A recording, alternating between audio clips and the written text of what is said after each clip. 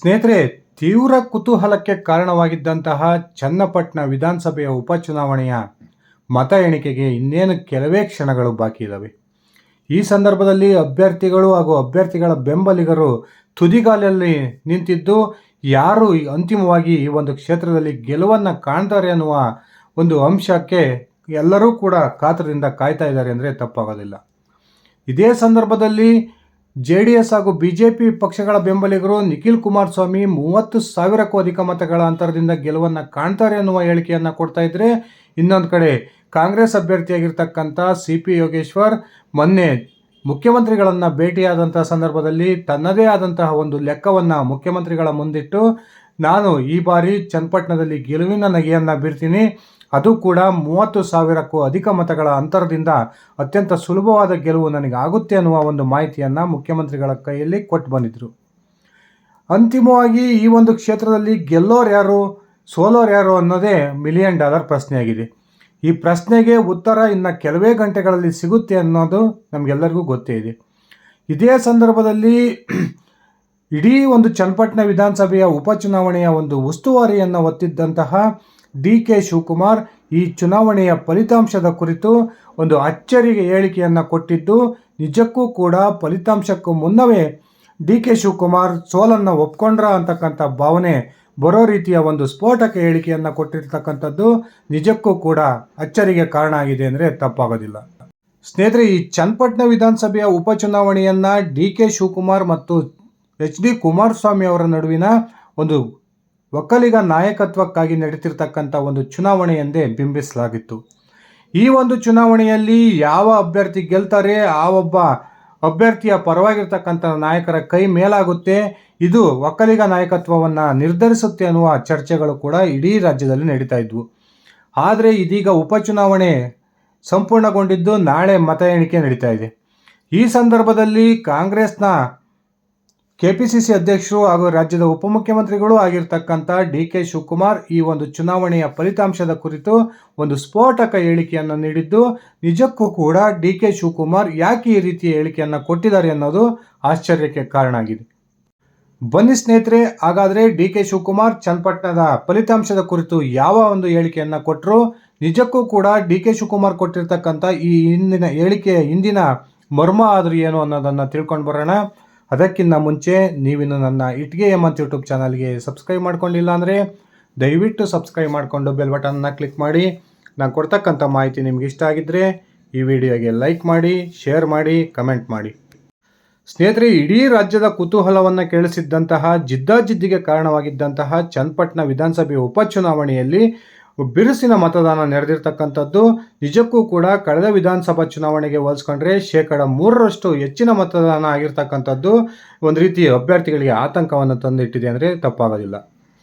ಚುನಾವಣೆಯ ಮತದಾನದ ನಂತರ ಮಾಧ್ಯಮಗಳೊಂದಿಗೆ ಮಾತನಾಡಿದಂತಹ ಚನ್ನಪಟ್ಟಣದ ಕಾಂಗ್ರೆಸ್ ಅಭ್ಯರ್ಥಿಯಾಗಿದ್ದಂತಹ CP ಯೋಗೇಶ್ವರ್, ಈ ಒಂದು ಚುನಾವಣೆಯಲ್ಲಿ ನನ್ನ ವಿರುದ್ಧವಾದ ಮತದಾನ ನಡೆದಿರ್ತಕ್ಕಂಥ ಸಾಧ್ಯತೆಗಳಿದ್ದಾವೆ, ನನಗೆ ಈ ಒಂದು ಉಪಚುನಾವಣೆಯಲ್ಲಿ ಗೆಲುವಿನ ವಿಶ್ವಾಸ ಇಲ್ಲ ಅನ್ನುವ ಮಾತನ್ನು ಹೇಳಿದರು.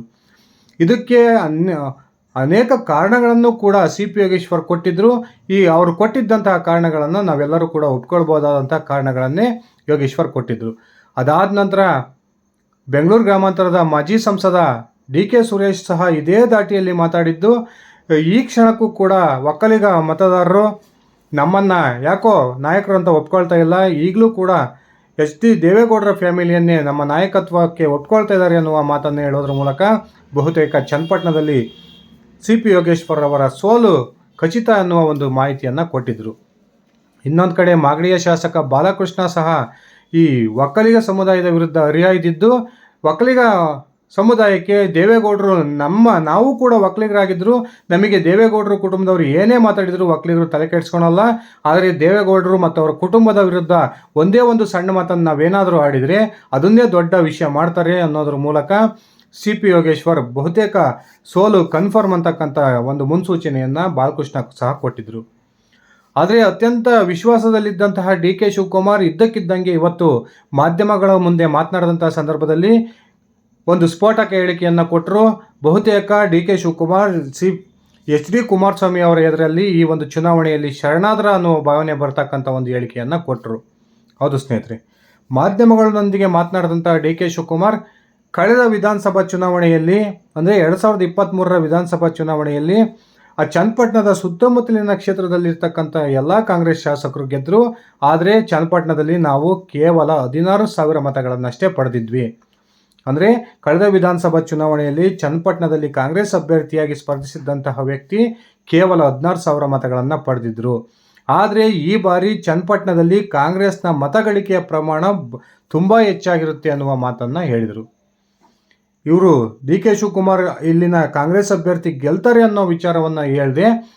ಕಳೆದ ಬಾರಿಗೆ ಹೋಲಿಸ್ಕೊಂಡ್ರೆ ಕೇವಲ 16,000 ಮತಗಳನ್ನು ಪಡೆದಿದ್ದಂಥ ಕಾಂಗ್ರೆಸ್ ಈ ಬಾರಿ ಬಹುಸಂಖ್ಯೆಯ ಮತಗಳನ್ನು ಅಲ್ಲಿ ಪಡೆಯುತ್ತೆ ಅನ್ನುವ ಹೇಳಿಕೆಯನ್ನು ಕೊಡೋದ್ರ ಮೂಲಕ ಈಗ ಆ ಒಂದು ಈ ಚುನಾವಣೆಯಲ್ಲಿ ಹೆಚ್ಚುವರಿ ಮತವನ್ನು ಕಾಂಗ್ರೆಸ್ ಪಡೆದ್ರೆ ಅದು ನಮ್ಮ ಸಾಧನೆ ಅನ್ನುವ ಒಂದು ರೀತಿಯ ಬಿಂಬಿಸ್ಕೊಳ್ಳೋಕ್ಕೆ ಹೊರಟಂತೆ ಕಂಡು ಬರ್ತಾ ಇದೆ. ಸ್ನೇಹಿತರೆ, ಇನ್ನೊಂದು ಕಡೆ ಈ ಒಂದು ಉಪಚುನಾವಣೆಯಲ್ಲಿ ಕಾಂಗ್ರೆಸ್ ಅಭ್ಯರ್ಥಿಯನ್ನು ಗೆಲ್ಲಿಸ್ಕೊಳ್ತೀವಿ ಅನ್ನುವ ವಿಶ್ವಾಸದಲ್ಲಿದ್ದಂಥ ಡಿ ಕೆ ಶಿವಕುಮಾರ್ ಆರಂಭದಲ್ಲಿಯೇ ನಾನೇ ಈ ಒಂದು ಕ್ಷೇತ್ರದ ಅಭ್ಯರ್ಥಿ ಎಂದು ತಿಳಿದು ಅಲ್ಲಿನ ಮತದಾರರು ಕಾಂಗ್ರೆಸ್ ಅಭ್ಯರ್ಥಿಗೆ ಮತವನ್ನು ಹಾಕ್ತಾರೆ ಎನ್ನುವ ಹೇಳಿಕೆಯನ್ನು ಕೊಟ್ಟಿದ್ದರು. ಆದರೆ ಬದಲಾದಂತಹ ರಾಜಕೀಯ ಪರಿಸ್ಥಿತಿಯಲ್ಲಿ ಚುನಾವಣೆ ಇನ್ನೇನು ಮತದಾನ ಹತ್ತತ್ರ ಇದೆ ಅನ್ನತಕ್ಕಂಥ ಸಂದರ್ಭದಲ್ಲಿ ಕಾಂಗ್ರೆಸ್ನ ಅನೇಕ ನಾಯಕರು ಮಾಡಿಕೊಂಡಂಥ ಎಡವಟ್ಟು ಹೇಳಿಕೆಗಳು, ಅದರಲ್ಲೂ ಕೂಡ ಅತ್ಯಂತ ಪ್ರಮುಖವಾಗಿ ಜಮೀರ್ ಅಹ್ಮದ್ ಅವರು ಕುಮಾರಸ್ವಾಮಿ ಅವರ ವಿರುದ್ಧ ಕೊಟ್ಟಂತಹ ಒಂದು ಸ್ಫೋಟಕ ಹೇಳಿಕೆ ಇಡೀ ಒಂದು ಚನ್ನಪಟ್ಟಣದ ಚಿತ್ರಣವನ್ನೇ ಬದಲು ಮಾಡ್ತು ಅಂದರೆ ತಪ್ಪಾಗೋದಿಲ್ಲ. ಈ ಜಮೀರ್ ಅಹ್ಮದ್ ಅವರ ಹೇಳಿಕೆಯ ವಿರುದ್ಧ ಡಿ ಕೆ ಶಿವಕುಮಾರ್ ಗರಂ ಆಗಿದ್ದನ್ನು ನಾವೆಲ್ಲ ನೋಡಿದ್ವಿ. ಇದೀಗ ಈ ಒಂದು ಕ್ಷೇತ್ರದ ಚುನಾವಣೆಯ ಫಲಿತಾಂಶಕ್ಕೆ ಸಂಬಂಧಪಟ್ಟಂತೆ ಬಹುತೇಕ ಡಿ ಕೆ ಶಿವಕುಮಾರ್ ಸಹ ಸೋಲನ್ನು ಒಪ್ಕೊಂಡಿರೋ ರೀತಿಯ ಮಾತುಗಳನ್ನು ಹೇಳಿರ್ತಕ್ಕಂಥದ್ದು. ಈ ಒಂದು ಚುನಾವಣೆಯಲ್ಲಿ ಹೆಚ್ಚುವರಿಯಾಗಿ ಕಾಂಗ್ರೆಸ್ಗೆ ಬರ್ತಕ್ಕಂಥ ಮತಗಳು ನನ್ನ ಸಾಧನೆ ಅನ್ನೋ ರೀತಿ ಬಿಂಬಿಸ್ಕೊಳ್ಳೋಕ್ಕೆ ಹೊರಟಿರ್ತಕ್ಕಂಥದ್ದು ನಿಜಕ್ಕೂ ಕೂಡ ಅಚ್ಚರಿಗೆ ಕಾರಣ ಆಗಿದೆ. ಕಳೆದ ವಿಧಾನಸಭಾ ಚುನಾವಣೆಯಲ್ಲಿ ಕೇವಲ 16,000 ಮತಗಳನ್ನು ಪಡೆದುಕೊಂಡಿದ್ದಂತಹ ಕಾಂಗ್ರೆಸ್ ಅಭ್ಯರ್ಥಿ ನಂತರ ಮೊನ್ನೆ ನಡೆದಂತಹ ಲೋಕಸಭಾ ಚುನಾವಣೆಯಲ್ಲಿ ಚನ್ನಪಟ್ಟಣ ವಿಧಾನಸಭಾ ಕ್ಷೇತ್ರ ವ್ಯಾಪ್ತಿಯಲ್ಲಿ ಡಿ ಕೆ ಸುರೇಶ್ 85,000ಕ್ಕೂ ಅಧಿಕ ಮತಗಳನ್ನು ಪಡೆದುಕೊಂಡಿದ್ದರು. ಆದರೆ ಇದೀಗ ತೀವ್ರ ಜಟಾಪಟಿಗೆ ಕಾರಣವಾಗಿದ್ದಂತಹ ಚನ್ನಪಟ್ಟಣದಲ್ಲಿ ಕಾಂಗ್ರೆಸ್ ಅಭ್ಯರ್ಥಿಯಾಗಿದ್ದಂತಹ ಸಿ ಪಿ ಯೋಗೇಶ್ವರ್ ಬಹುತೇಕ ಸೋಲಿನ ಸುಳಿಗೆ ಸಿಲುಕಿದ್ದು ಸ್ವತಃ ಈ ಒಂದು ಚುನಾವಣೆಯ ನೇತೃತ್ವವನ್ನು ವಹಿಸಿಕೊಂಡಿದ್ದಂತಹ ಡಿ ಕೆ ಶಿವಕುಮಾರ್ ಈ ರೀತಿಯ ಹೇಳಿಕೆಯನ್ನು ಕೊಟ್ಟಿರ್ತಕ್ಕಂಥದ್ದು ನಿಜಕ್ಕೂ ಕೂಡ ಒಂದು ರೀತಿ ಕಾಂಗ್ರೆಸ್ ವಲಯದಲ್ಲಿ ಸ್ಫೋಟಕ ಬೆಳವಣಿಗೆಗೆ ಕಾರಣ ಆಗಿದೆ ಅನ್ನುವ ಮಾತುಗಳು ಕೂಡ ಕೇಳಿ ಬರ್ತಾ ಇದ್ದಾವೆ. ಈ ಹೇಳಿಕೆಯನ್ನು ಕೊಡೋದ್ರ ಮೂಲಕ ಡಿ ಕೆ ಶಿವಕುಮಾರ್ ತನ್ನ ಹೈಕಮಾಂಡ್ಗೂ ಕೂಡ ಒಂದು ಸ್ಪಷ್ಟ ಸಂದೇಶವನ್ನು ರವಾನಿಸೋ ಪ್ರಯತ್ನವನ್ನು ಮಾಡಿದ್ದಾರೆ ಅನ್ನುವ ಚರ್ಚೆಗಳು ಕೂಡ ನಡೀತಾ ಇದ್ದಾವೆ.